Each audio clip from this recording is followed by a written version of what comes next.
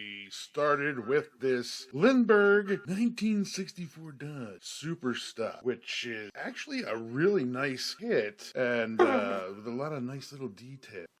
Let's talk a little bit about the history of the 1964 Dodge 330 Super Stock. At this point, in 1964, the NHRA and the AHRA were in full swing with their Stock Eliminator class. The Stock Eliminator class is made up of vehicles that any individual could go to the showroom and purchase. Now, not a whole lot of these cars were manufactured, and some of these were factory sponsored, which you'll recognize the Ram Chargers, for example, was a factory sponsored drag team. However, one of the caveats for this particular drag class was that a certain amount of these vehicles had to be made available to the public, which then gave the person that at the time actually had a little bit of extra bread to spend to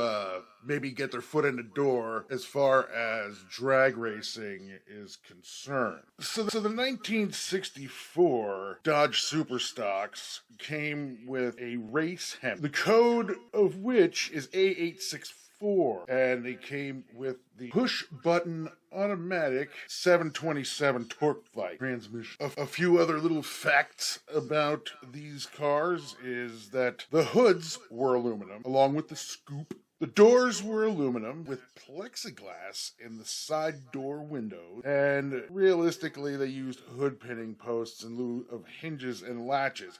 However, in this particular kit, it comes with hood springs and latches that you can use if you wanted to glue the hood open, for example. I usually don't do that. I usually end up making a post that I can mount to somewhere on the core support and manage to keep the hood open in that fashion. So if you ever wanted to transport it or maybe at it from a different perspective, you could actually close it. Have it glued open. Here you see the detailed, assembled 426 Hemi with the cross-ram manifold.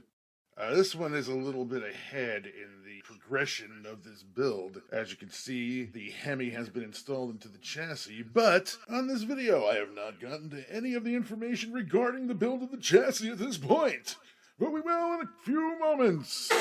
As I just mentioned, here is the detailed chassis of this fine 1964 Dodge Super Stock.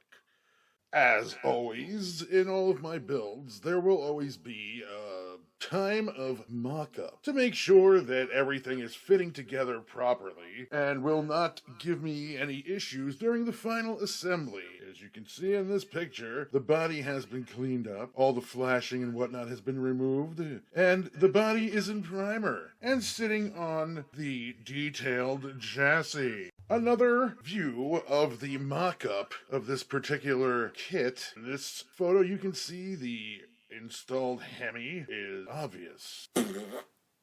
This is, obviously, the interior tub for this kit.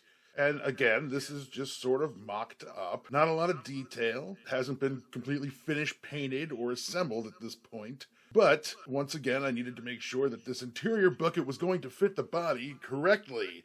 And as you can see, at the back part of this bucket, there is a gap between what would be considered the door panel and the slope of the back seat area, which obviously needed to be addressed before this could get to the point of final assembly. The detailed dash for this particular build. A lot of times I actually like to leave some things on the sprue while I am doing the detail work on it. And in this case, the dashboard was the item that I did leave on the sprue while I did the detail work on it. It just works better because it gives my fat fingers something a little bit more to get a hold of, as opposed to trying to just hang on to a little tiny dashboard and maybe handle it with tweezers or something like that and then keep dropping it. So instead, I just leave it on the sprue, detail it, and then when I am done doing all the detail work, I go back and touch up any kind of paint that needs to be touched up once the item is removed from said sprue. As you can see, the interior bucket has been placed on the chassis. Once again, part of the mock-up process.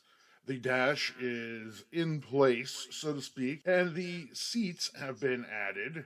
Those are actually installed, except for the back one, because once again, I had to adjust the angle of that back of the back seat to fit correctly. From a different angle, the interior bucket, which here you can see has the tachometer and what I believe to be an oil pressure gauge, which are mounted to the top of the dashboard. And I threw a little detail in there with some wires for both of them. I thought it would be a nice little touch.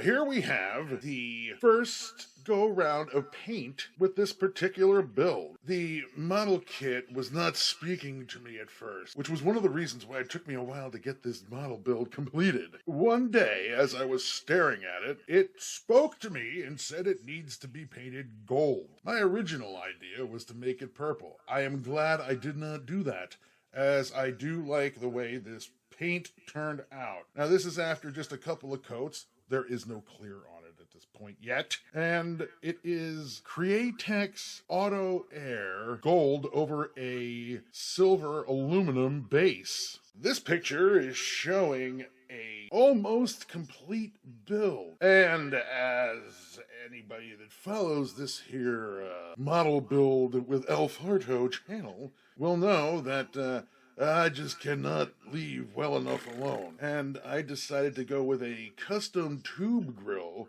for this particular build. I think it really changes the front aesthetics of the model, almost to the point where you're not quite sure what kind of a vehicle it is. I kind of get an AMC vibe from this at first glance. But I do like it. I think I got the grill from the 1958 Impala kit from AMT and just modified the two ends so that it would fit in there correct. I like the way this turned out. I think it's a nice little custom touch, but nothing too over the top. This is the finished, assembled 1964 Dodge Superstock with the chrome foil applied. It took me a while to get into this build, but once I got into it, I really enjoyed it. It is a very nice kit. It fits well, with the exception of that area on the interior bucket. This went together pretty straightforward, and the build itself, outside of the detailing and that custom grill, were pretty much right out of the box. This is really a nice kit as far as the included detail is concerned. So a rear shot of the Dodge. I took the liberty of painting the lower panel where the taillights mount a flat black, and of course the taillights red. They don't look very good in this photo for some reason, but in person they do have a nice red translucent appearance. I'm not quite sure what happened with my camera on this one.